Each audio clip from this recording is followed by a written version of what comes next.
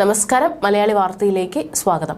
Indian മഹാസമുദ്രത്തിലെ ചൈനയുടെ ചാരക്കപ്പലായി കണക്കാക്കപ്പെടുന്ന സിയാൻയാങ് Hong 03 അടുത്ത മാസം ആദ്യം തലസ്ഥാനമായ മാലിയിൽ നങ്കൂരമിടുമെന്ന് സ്ഥിരീകരിച്ച് മാലിദ്വീപ് സർക്കാർ.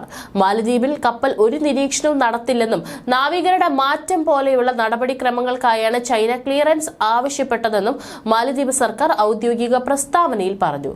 സൗഹൃദ രാജ്യങ്ങളുടെ കപ്പലുകളെ മാലിദ്വീപ് എക്കാലവും സ്വീകരിക്കാറുണ്ടെന്നും സമാധാനപരമായ ആവശ്യങ്ങൾക്കായി തുറമുഖം ആവശ്യപ്പെടുന്ന സ്വകാര്യ സൈനിക കപ്പലുകൾക്ക് ആതിഥേയത്വം വഹിക്കുന്നത് തുടരുമെന്നും സർക്കാർ വ്യക്തമാക്കി.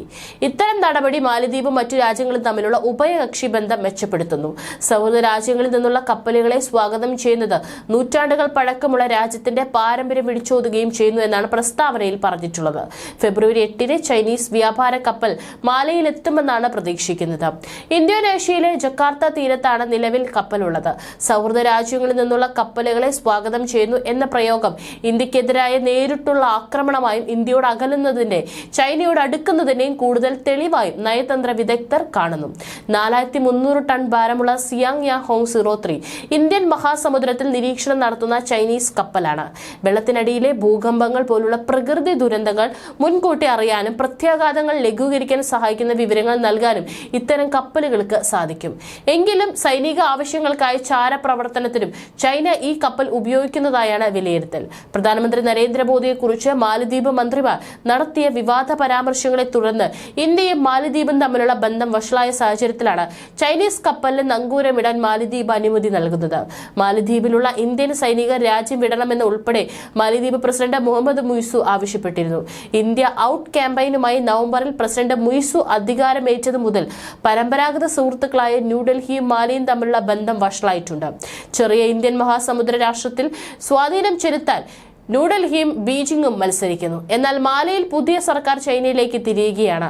അവിടെ നിലയുറപ്പിച്ചിരിക്കുന്ന 80ഓളം സൈനികരെ പിൻവലിക്കാൻ ഇന്ത്യയോട് ആവശ്യപ്പെട്ടിട്ടുണ്ട്. ചൈനീസ് കപ്പൽ മാലിയിലേക്ക് പോവുകയാണെന്ന് ഓപ്പൺ സോഴ്സ് ഇന്റലിജൻസ് ഗവേഷകനായ Damien Simon social media platform എക്സിൽ എഴുതി. സിയാൻയാങ് ഹോങ് 03 ഇന്ത്യൻ മഹാസമുദ്ര മേഖലയിലേക്ക് പ്രവേശിക്കുന്നു. അത് പ്രദർശിപ്പിക്കുന്നു ഇന്ത്യൻ മഹാസമുദ്ര മേഖലയിൽ ഒരു സമുദ്ര സർവേ ഓപ്പറേഷൻ നടത്തുമെന്ന് പ്രതീക്ഷിക്കുന്നു. ഇത് ഇന്ത്യയിൽ ആശങ്ക ഉയർത്തുന്നു. ഒരു ഇന്ത്യൻ സൈനിക ഉദ്യോഗസ്ഥൻ സൈമന്റെ കണ്ടെത്തൽ സ്ഥിരീകരിച്ചു. അതിന്റെ ചലനം തങ്ങൾ നിരീക്ഷിച്ചു വരികയാണെന്നും പറഞ്ഞു. 2022 മുതൽ ഇത്തരം കപ്പലുകൾക്ക് തുറമുഖങ്ങളിൽ ഡോക്ക് ചെയ്യാൻ അനുമതി നിഷേധിച്ച മറ്റ് കടലോര അയൽരാജ്യമായ ശ്രീലങ്കയുമായുള്ള മറ്റ് ചൈനീസ് ഗവേഷണ കപ്പലുകൾ അനുമതിയില്ലാതെ പ്രവേശിച്ചതിന് 2019 ഇന്ത്യ മറ്റൊരു ചൈനീസ് ഗവേഷണ കപ്പലിനെ അതിന്റെ എക്സ്ക്ലൂസീവ് എക്കണോമിക് സോണിൽ നിന്ന് പുറത്താക്കി. ചൈനയുടെ ഗവേഷണ കപ്പലുകൾക്ക് ഇരട്ട ഉപയോഗമാണെന്ന് ഒരു മുതിർന്ന ഇന്ത്യൻ സുരക്ഷാ ഉദ്യോഗസ്ഥൻ പറഞ്ഞു.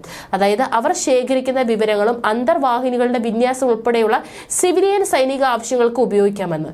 ഇന്ത്യൻ മഹാസമുദ്ര മേഖലയിലെ സമുദ്ര ഗവേഷണം ഒരു ഭീഷണി തന്നെയാണ്.